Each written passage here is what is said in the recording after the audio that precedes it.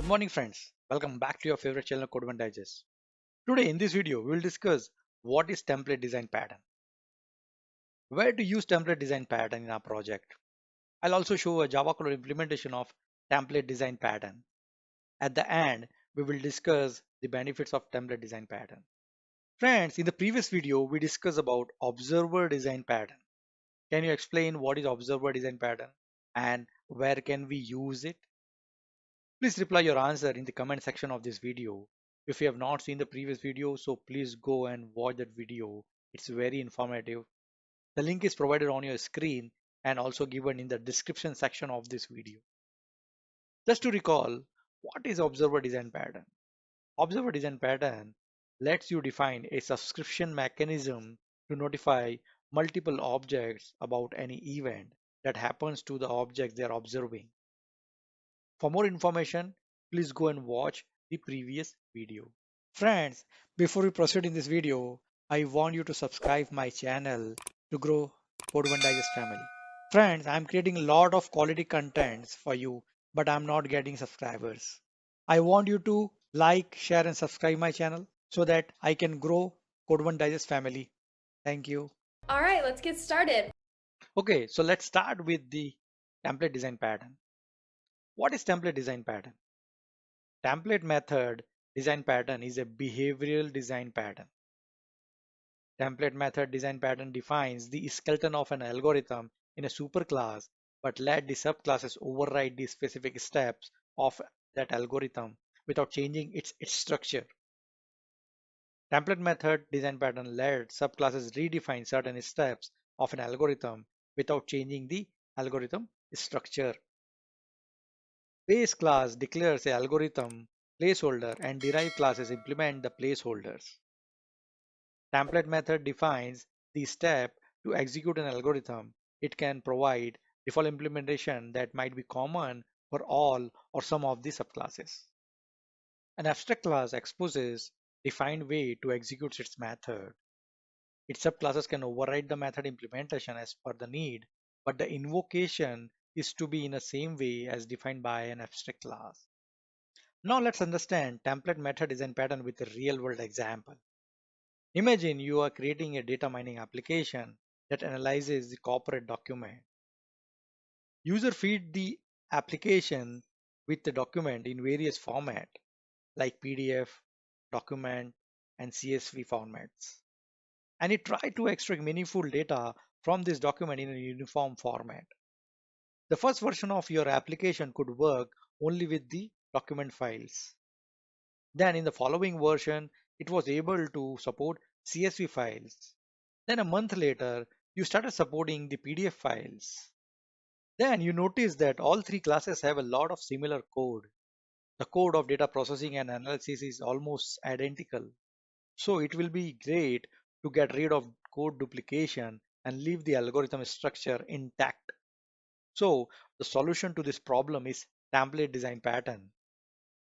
A template method design pattern suggests that you break down an algorithm into series of steps, turn these steps into a methods, and put a series of calls to this method inside a single template method function. These steps may either be abstract or having a default implementation. Friends, now let's understand the Java code implementation of template design pattern. I have prepared a code snippet for template design pattern. I'll give you a code walkthrough first, and then I'll run the code and give you a demo of this pattern.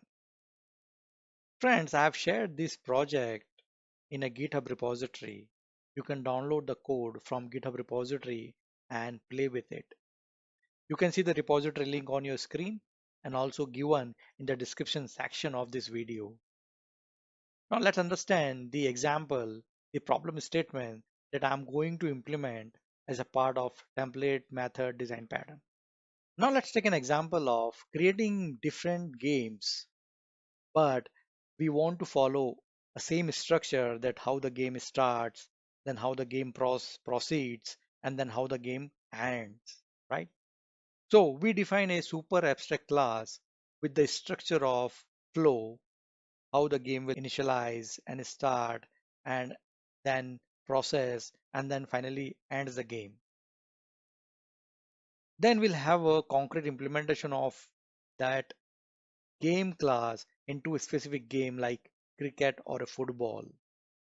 So we are going to implement the same thing now in Java. I'll explain you the Java code for this scenario. Let's see that now. Okay friends, now let me show you the Java code implementation of template method design pattern. So in this project, I have a package template method. Here I have all the classes for this design pattern.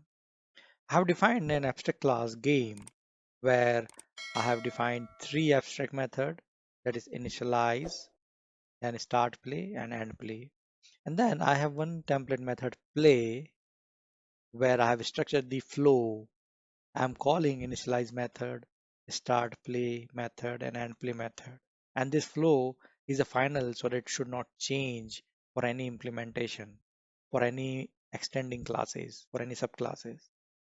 So this method is not possible to override and the structure of this pattern remains intact. Now I have two implementation of this game class. I have a cricket. Cricket is implementing those method, having their own implementation of those method of initializing, then start play and end play. Same way I have a football game and I have implementation of those three methods of initialize, start play and end play. Then I have written one test class to show you a demo of template design pattern where I have defined cricket game and then I'm calling play method. This is a template method of this design pattern. Then I'm creating another object of a game that is football and then calling the play method. You remember in a play method we have defined the structure of the game, how the game should follow this structure. So it always initialize first, then start play, then end play. So let me run this test class and see how two different games proceeds. So if you see the cricket game initialized and then start playing, the cricket game started and then cricket game finished. Then we started another game, football, that is initialized. Then the football game started. Then the football game finished. So if you see, we have made sure, we have make sure that the structure of these two different games are intact and is followed from a template method superclass, right? So, and this subclass is having their own implementation of those abstract method. Cricket is having their own implementation and football is having their own implementation, but the structure of the flow is intact. So the very first question comes to our mind, where and when to use template method design pattern. So whenever you want to let client extend any particular step of your algorithm, but not the whole algorithm, then you can suggest template method design pattern. Whenever you have several classes that contain almost identical algorithms with same minor differences, as a result, you might need to modify all the classes when algorithm changes. That time you can use template method design pattern. So what benefit do we get from template method design pattern? Using template method design pattern, you can let client override only certain part of the large algorithm, making them less affected by changes that happens to other part of the algorithm. You can pull out the duplicate code into a superclass to avoid code duplication and easy maintenance of the code. Okay friends, now let me summarize what we learned in this video today. We understood what is template method design pattern. We saw a real example of template method design pattern. We also saw the Java code implementation of template method design pattern. Then we saw the use cases of this pattern, where and where to use template method design pattern. At the end, we discussed the benefits of template method design pattern. So friends, let me know if you have already used this template method design pattern in your project or seen a scenario where this pattern can be very, very useful. Please provide your answer in the comment section of this video. Friends, in the next video, we will cover visitor design pattern. We'll learn what is visitor design pattern. We'll see the usage of visitor design pattern. We will see Java code implementation of visitor design pattern. We'll also understand the benefits of visitor design pattern.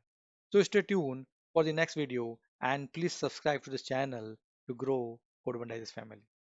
Friends, if you like this video, so give it a thumbs up and subscribe to this channel for the more interesting videos. Click on the bell icon for the latest video notifications and do not forget to share this video with all your friends and colleagues. This is very useful information for students, beginners and software engineers. I am putting a lot of efforts in creating these contents. So please help me growing the Code One Digest family. Please subscribe to Code One Digest channel for the latest programming and technology related videos. Thank you.